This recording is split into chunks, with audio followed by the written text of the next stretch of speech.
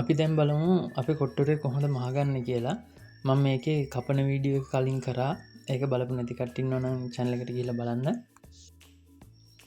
මේ විදිහට අපි රැලි කරන්න ගත්ත රෙදි කොටස එක පැත්තක් අඟල් කාලට විතර නමමින් මහගෙන යන්න ඕනේ. ඒක සම්පූර්ණයෙන් දිගටම ඒ පැත්ත විතරක් මහගන්න.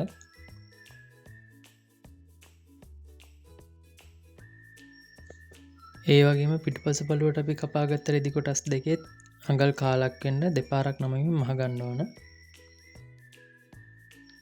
ඊට පස්සේ මේ රැලි කොටස හදාගන්න කපාගත්ත රෙදි කෑල්ල රැලි කරගන්න ඕන. ගෙදර කරගන්න ඕන. ඒකට පාට මේ වගේ ගෙදරින් පොට් එකක් පාවිච්චි කරන්නත් පුළුවන්.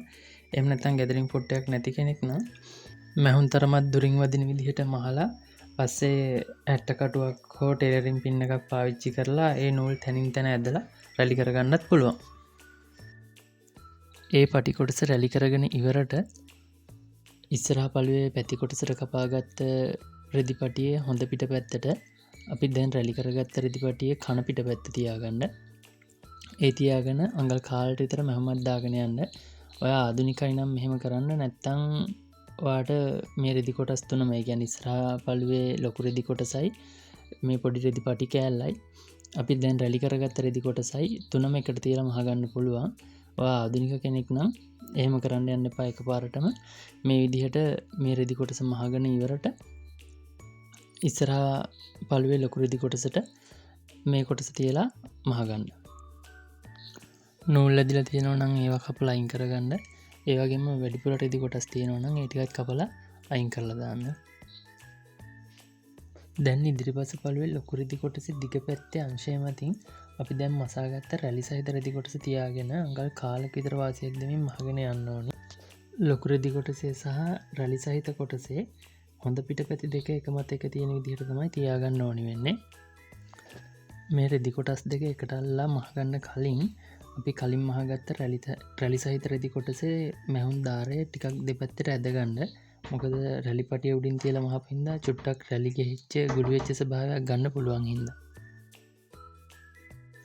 ඊට පස්සේ වැඩි රෙදි කොටස් තියෙනවා නම් ඒ ටික කපලා අයින් කරගෙන ඕවලොක් මැෂින් එකක් තියෙනවා නම් ඒ මැහුම් දාරේ ඕවලොක් කරගන්න.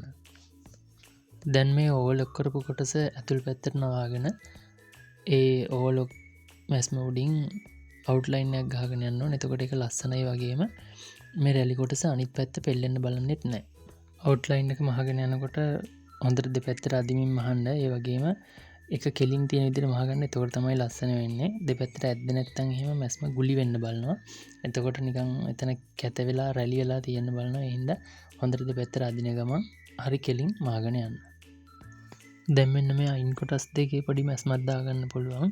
එතකොට ඒක එහෙම යන්න බලන්නේ නැහැ. ඒ හින්දා ඒක මහගන්න පහසුවක් වෙනවා. දැන් තියෙන්නේ සම්පූර්ණ කොට්ටුරේ නිමාව ගන්න. ඒකට ඉස්සරහා පළුවේ හොඳ පිට පැත්තෙන් පිටුපස පළුවට කපාගත්ත දිග අඩු කොටසේ හොඳ පිට පැත්ත තියලා මහගෙන යන්න ඕන. මෙතෙන්දිත් මම මැහුම් වාසි අඟල් කාලයි දෙන්නේ. මොකද මම මැහුම් වාසි අඟල් කාලට වෙන්න තමයි රෙදි කොටස් කපාගත්තේ. ඔයාලා මැහුම් වාසි අඟල් භාගයට වෙන රෙදි කොටස් කපාගත්තා නම් ඔයාලට මැහුම් වාසි අඟල් භාගයක් දීලා මහන්න පුළුවන්.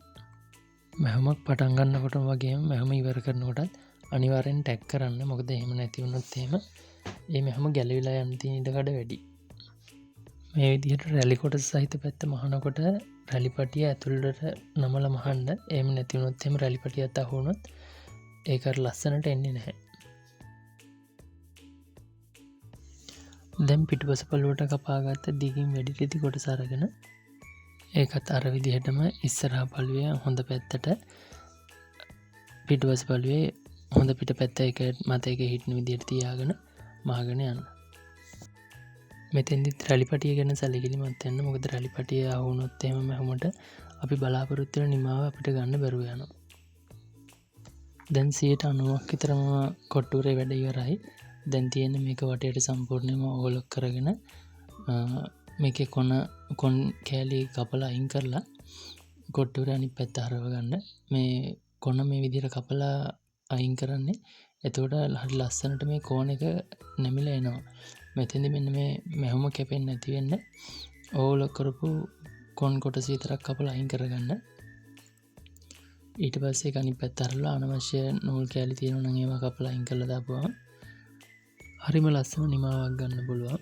ඊට පස්සේ මේ කොන්දි කෑර ගන්නකොට කතුරම හරි එහෙම නැත්නම් ඔයාලට පුළුවන් නම් කූරක් හරි පාවිච්චි කරලා මේ කොන හරියට එළියට ඇදලා ගන්න.